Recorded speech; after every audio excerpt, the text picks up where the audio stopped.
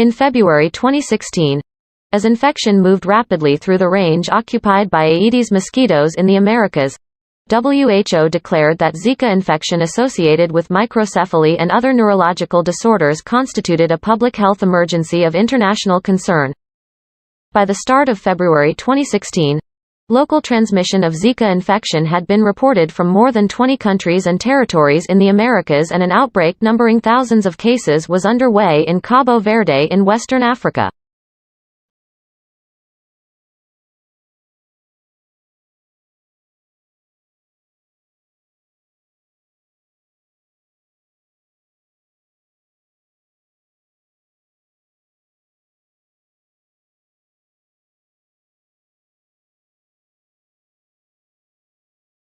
The Brazilian educator and influential theorist Paulo Freire has convinced me that scholarship is a dialogical process. According to Freire, the contributions of one scholar have no meaning if they stand alone. The value of any work becomes apparent only when that work dialogues with the work that has gone before. For this reason, we do literature reviews.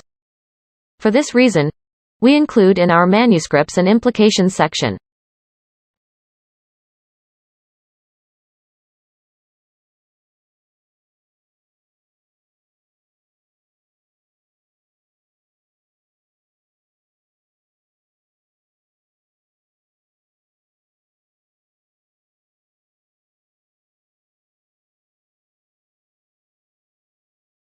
So we're talking about ideal hotels. What do you think is an ideal hotel for you? That's a tough question, but when I choose a hotel I would look at where the hotel's located. Right. And also the food. So as long as the hotel is surrounded by nature, preferably on the water. Okay. And maybe some mountains in the back, and if the food, the breakfast and dinner and all the food that they have is amazing, I'm good, I'm set. Now what about facilities? I mean, hotels have various facilities, whether it's gyms or movie rooms or computer rooms that allow you to do, internet and various things. Some hotels have pools. Would those be things that you would want in your ideal hotel?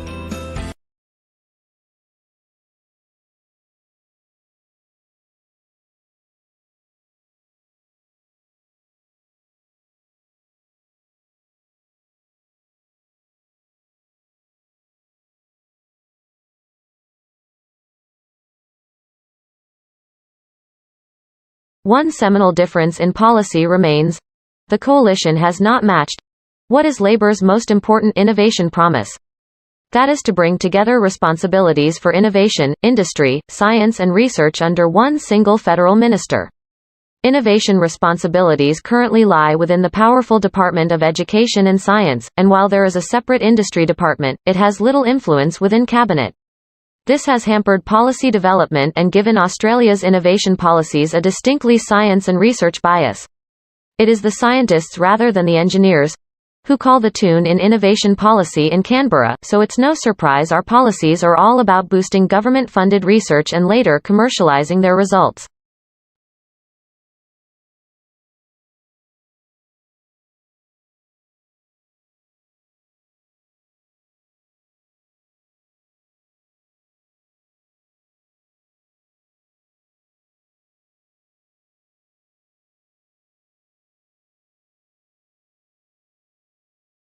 Milk production, i.e., lactation, is a major component of reproduction in mammals. In contrast to all other animals, mammals including primitive mammals, such as the duckbill platypus and the spiny anteater, nourish their offspring with a liquid that is secreted by specialized glands. Milk production and secretion are complex, multi-stage processes that are controlled by several hormones, the most important of which are prolactin and oxytocin.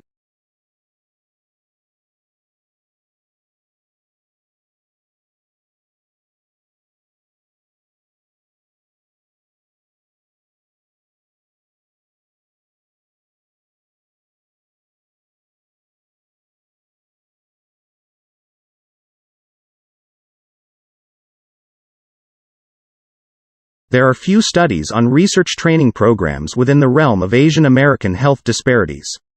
The existing literature on training programs tends to emphasize broad components such as mentorship and an examination of the community and academic partnership. Moreover, the current available literature pertains mostly to clinical practitioners, such as nurses and doctors in residency rather than researchers. Few articles employed quantitative evaluation methods, because most of these evaluations were limited to a low number of participants.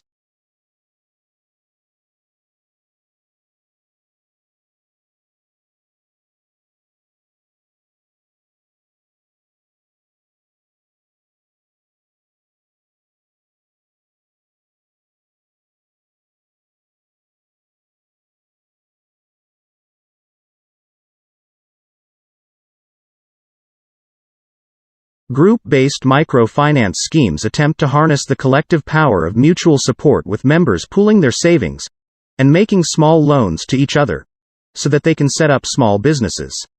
Most aim to improve the economic power of and employment opportunities for women in their immediate community, and many aims to confront ingrained discriminatory attitudes to women. Some aim to facilitate the attendance of girls at school and change attitudes to the paid employment of women outside their homes.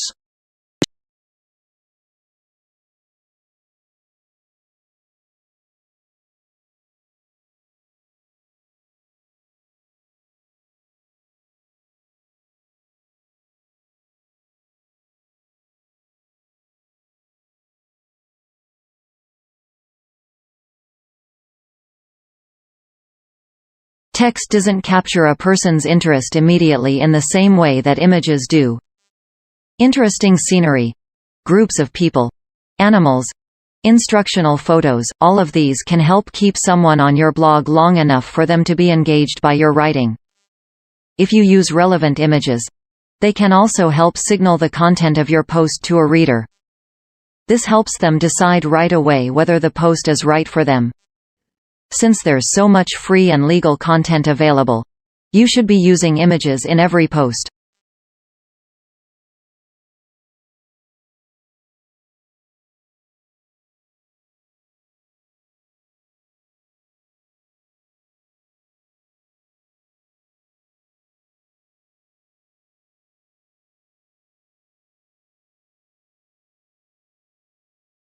Land reclamation has been carried out along the coast of Tokyo Bay since the Meiji period. Areas along the shore with a depth of fewer than 5 meters are simplest to carry out landfills, and sand from the floor of Tokyo Bay is used for these projects. The topography of the shoreline of Tokyo Bay differs greatly from that of the pre-modern period due to ongoing land reclamation projects. Tokyo Bay includes about 249 square kilometers of reclaimed land area in 2012. Aggregate household waste production is enormous in Greater Tokyo. There is little room for traditional garbage disposal sites. Waste is rigorously sorted at the household. Much of it is turned into ash and further recycled into bay landfill.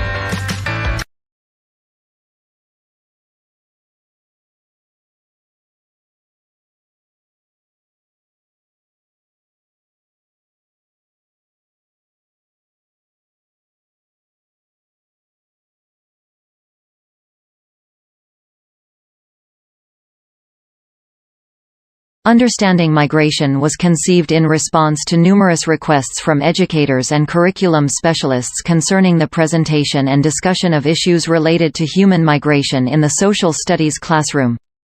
What are the reasons that large groups of people have found themselves moving from place to place? What effects does this movement have?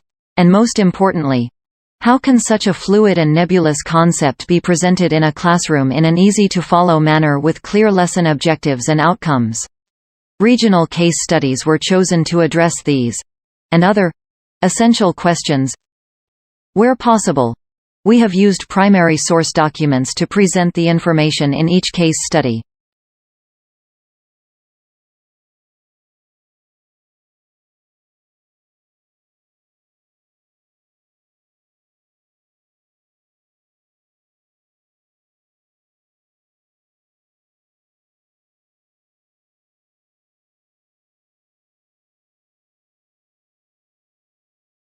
Well, in 2004, We integrated ticketing in Southeast Queensland, so we have introduced a paper ticket that allowed you to travel across all the 3 modes in Southeast Queensland, so bus, train and ferry, and the second stage of integrated ticketing is the introduction of a smart card, and the smart card will enable people to store value.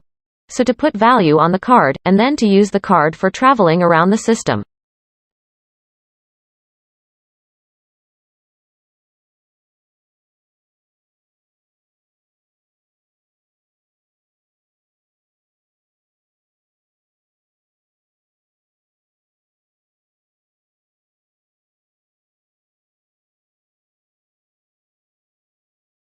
Labor believes that there can be benefits from change. But if we're going to have change, it needs to be on the basis that the government has addressed the cost-benefit issues, and has addressed the legitimate privacy concerns of Australians. So far it's failed to address either. In relation to cost-benefit, it claims there will be saving of the order of $3 billion over 10 years. But it refuses to release the assumption on which that claim is based. So it simply expects Australians to take it on trust.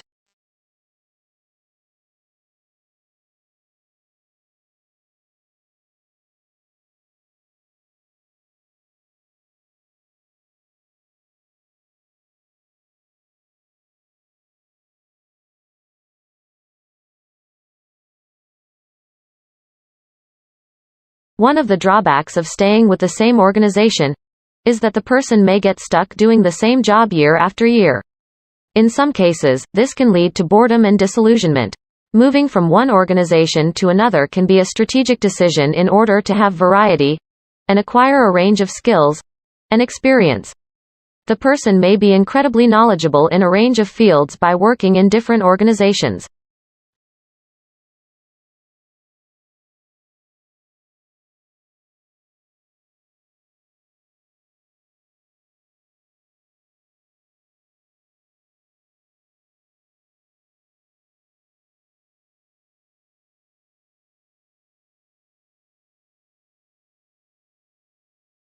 For many developed countries, the 1980s was a time when the switch from traditional heavy industries and manufacturing to services and information-based enterprise was completed.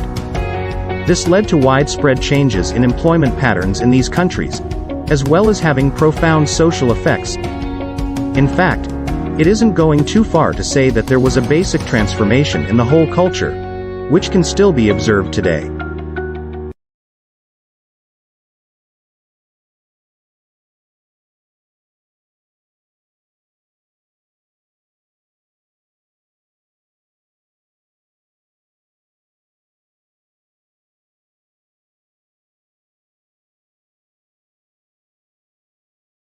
I think that's not going to be such a viable option for Cerberus. But, that may be the way that they're going to approach it. Private equity, of course, is supposed to have the advantage of taking management out of the spotlight of quarterly profits, and industry analysts, and prying shareholder eyes. And that, hypothetically, gives them a chance to take slower, more patient routes to doing something to turn a company around. I would hope, and I have some, I guess, optimism that some of the Cerberus team will have some creativity and imagination.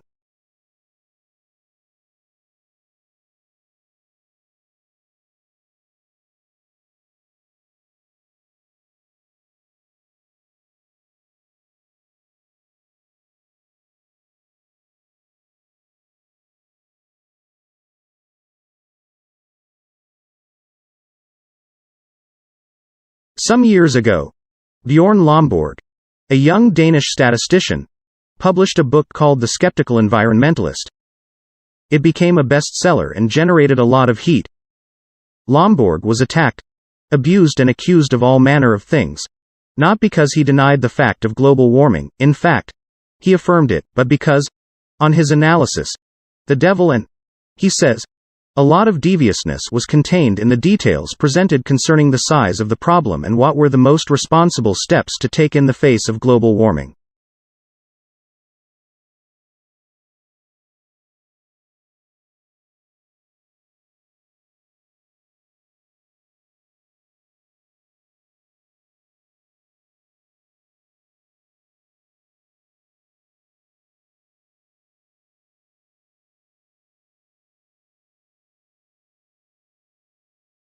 So, what is quantum mechanics?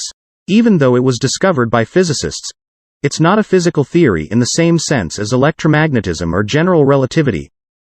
In the usual hierarchy of sciences, with biology at the top, then chemistry, then physics, then math, quantum mechanics sits at a level between math and physics that I don't know a good name for. Basically, quantum mechanics is the operating system that other physical theories run on as application software, with the exception of general relativity, which hasn't yet been successfully ported to this particular OS.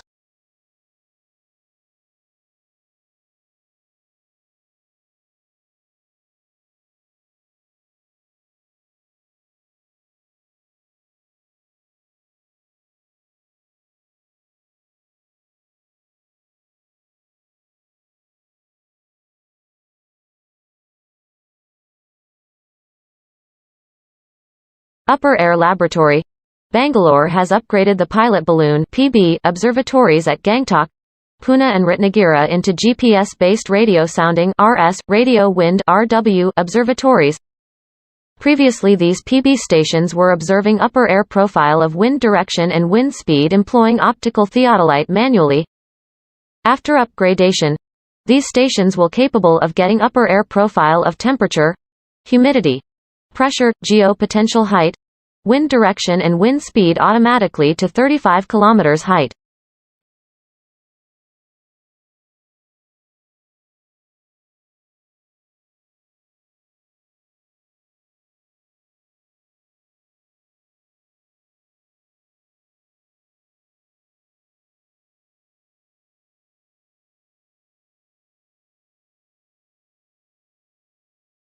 There have been many studies in America of the opinions and behavior of university lecturers and professors, and of well-known, free, or public thinkers, who are not attached to a university or other institution, which show that those who are recognized as being more successful or productive as scholars in their field, or are at the best universities, are much more likely to have critical opinions. That is to say that they are more likely to hold liberal views, in the American use of that word, than those of their colleagues, who are less creative or who have less of a reputation. The better a university is, as measured by the test results of its students or by the prestige of its staff, the more likely it has been that there will be student unrest, and a relatively left-of-center faculty.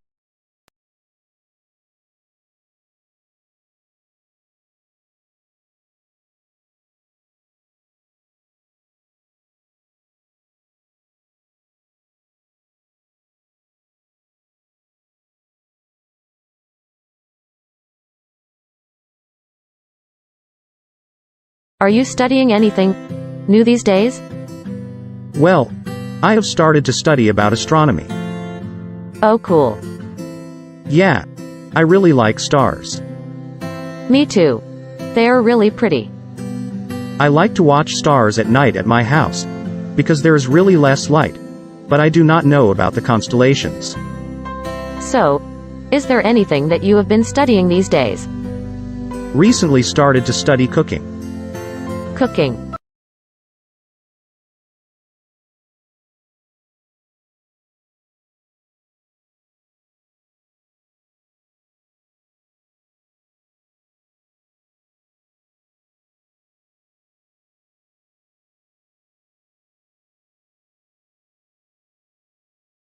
The spinal cord, the link between the brain and the body, is a band of nervous tissue about the thickness of your little finger that runs through the backbone.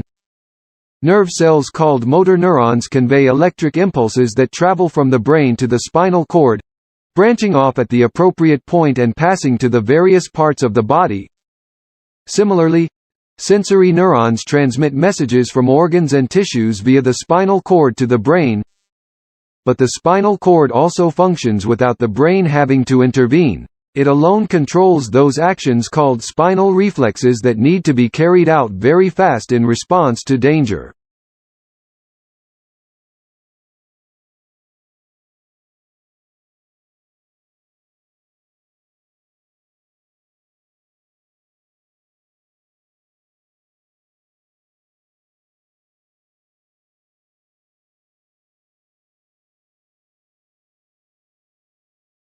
Paper was first manufactured in Europe by the Spanish in the 12th century.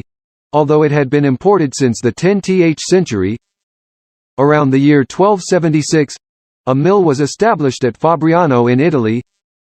The town became a major center for papermaking and throughout the 14th century provided most of Europe with fine quality paper, which it has continued to produce ever since. By the 15th century, paper was also being manufactured in Germany and France, and it was not long before both countries became almost completely independent of material bought overseas. With the increasing availability of paper in Europe, the production of identical printed pictures became almost inevitable.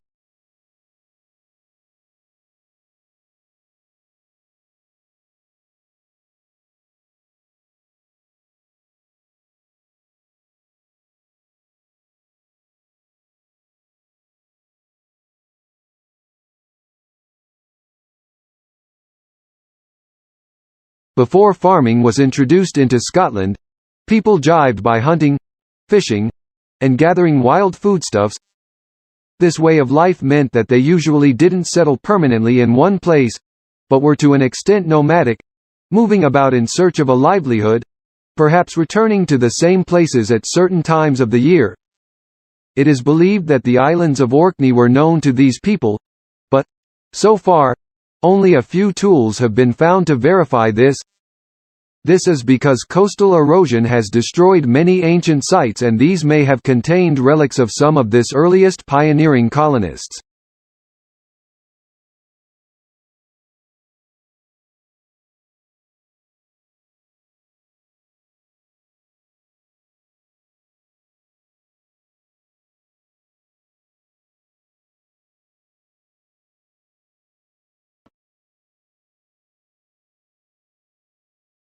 There are some 250 million cars in America. 250 million cars in the country with just over 300 million people. And most of those vehicles, of course, are gas-powered. This poses a huge challenge given the limited supplies of oil and the growing urgency of the global warming crisis. But there is good news, according to our guests today. And that is we have the know-how and the technology to build sleek, fast automobiles that don't use gasoline. These vehicles of tomorrow are powered by hydrogen, electricity, biofuels, and digital technology. And they already exist. So what's stopping us from putting them on the roads? Our guests today will help answer that.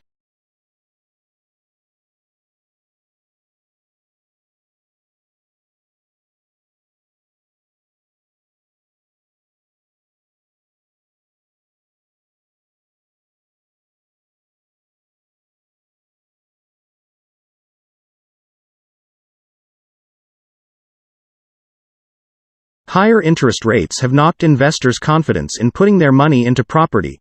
Evidence suggests. The insurance company Standard Life says that the rate rises since last summers have led more people to question the wisdom of property investment.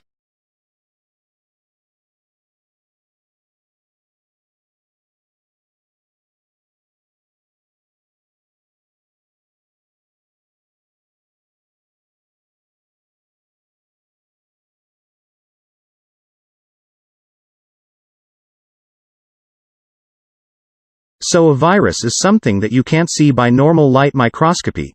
You need very advanced techniques for electron microscopy to see it. But that virus is not able to reproduce itself without a host, and us as human beings are made up of lots of different cell types, and we are interested in understanding at the molecular level how that virus infects the liver and why does it infect the liver and it doesn't infect the heart or it doesn't infect other tissues.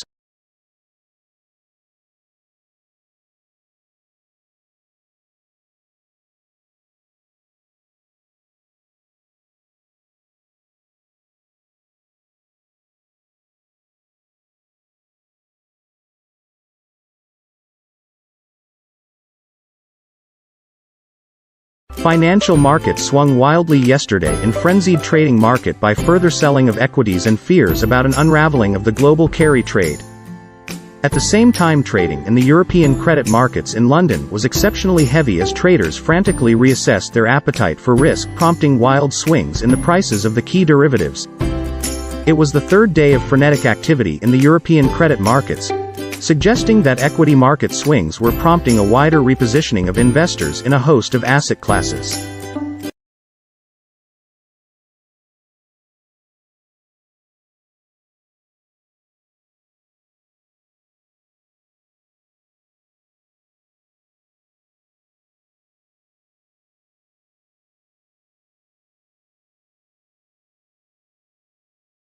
It all started last spring when the Food and Drug Administration placed a black box warning on some popular anemia drugs. The labels warn against using the drugs in cancer patients with relatively mild anemia resulting from chemotherapy. The FDA says the drugs clearly shorten survival and speed the progression of cancer. In people with slightly worse anemia, the drugs might have the same effects.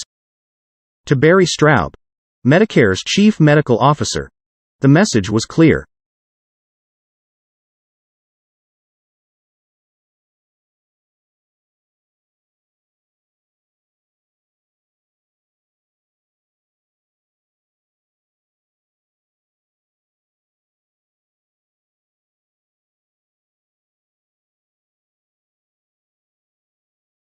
Teamwork can also lead to inconsistency, a common cause of poor sales. In the case of a smartphone that a certain company launched, one director wanted to target the business market, and another demanded it was aimed at consumers. The company wanted both directors to be involved, so gave the product a consumer-friendly name, but marketed it to companies. The result was that it met the needs of neither group. It would have been better to let one director or the other has his way, not both. Now industriousness or hard work. It's easy to mock people who say they work hard.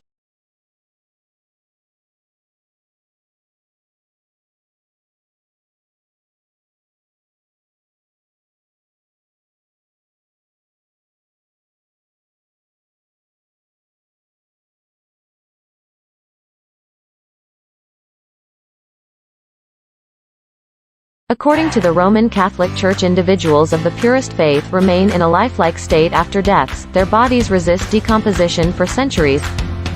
Numerous cases were found in which people have been exhumed years after their deaths and were found preserved.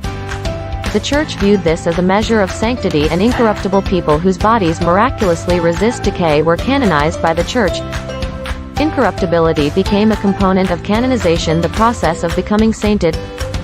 This process of canonization included the prospective saint appearing in visions to people after death, performing miracles, either after or during life, and incorruptibility of their dead bodies.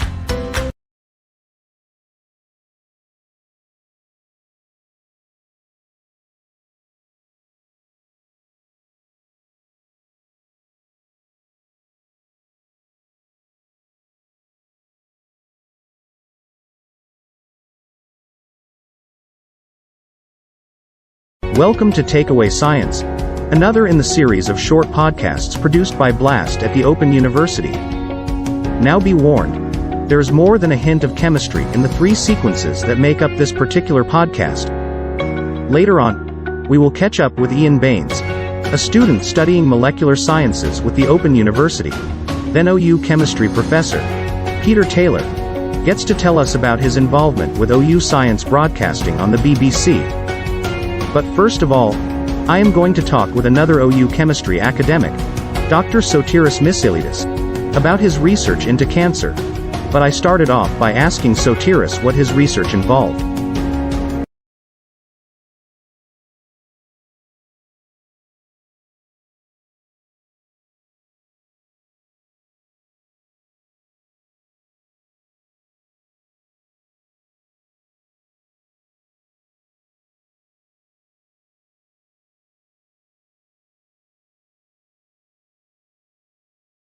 Giorgio Vasari was an accomplished painter and architect, but it is for his illuminating biographies that he is best remembered.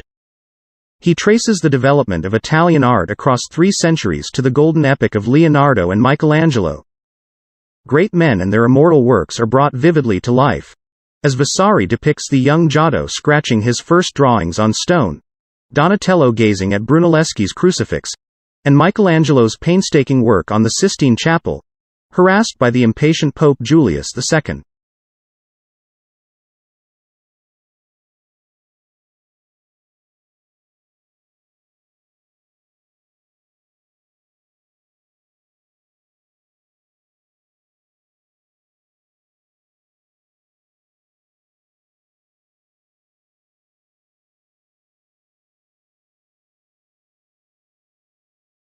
This multi-million-selling internet book is still the ultimate handbook for novices and experts alike. It's written in plain English. It covers everything from getting online for the first time to news feeds. This fully revised guide covers all the latest sites and crazes.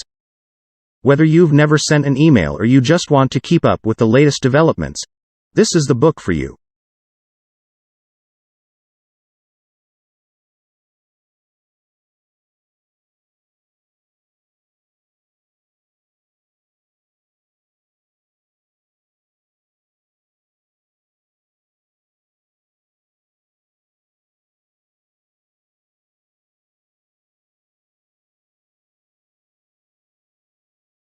Here, at last, was a base from which this largest ocean in the world could be further explored.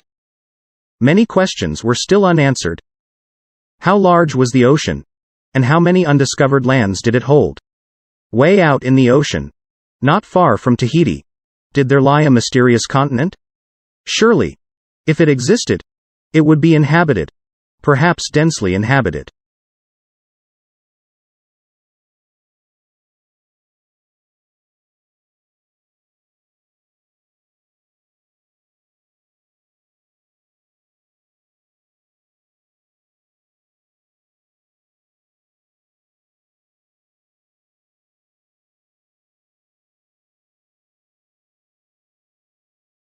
This week we're going to be continuing our discussion of women in society.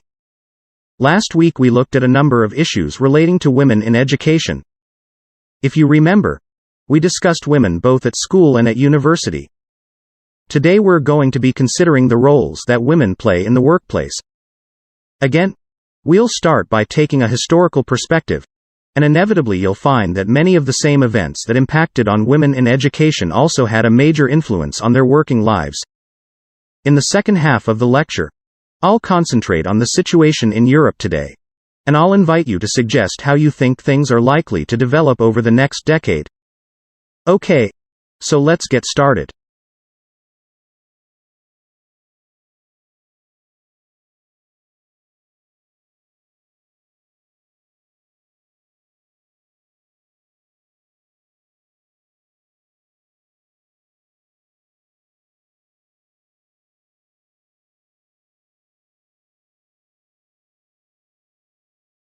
An important question about education is then, why do some types of students achieve success easily and others struggle to do well? Well, one theory is that there is a genetic reason for academic achievement. What I mean by that is a certain innate measurable level of intelligence. Another frequently discussed theory is environmental factors such as the effect of home and family upbringing. A final reason is related to the teaching and learning process within educational institutions and the way it is organized, administered and assessed.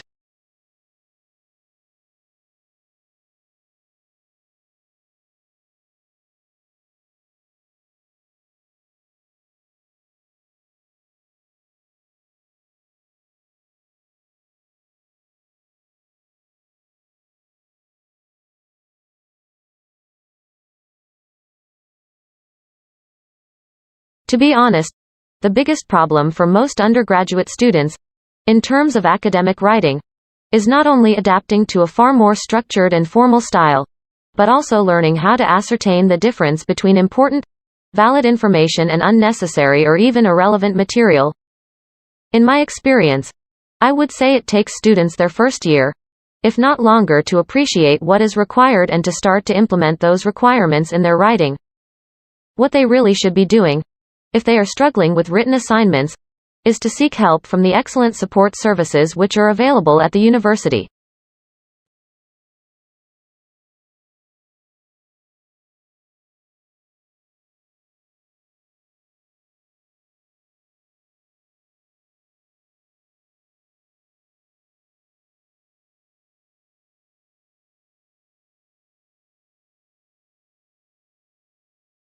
So the phone company designed phones for use globally with this added feature.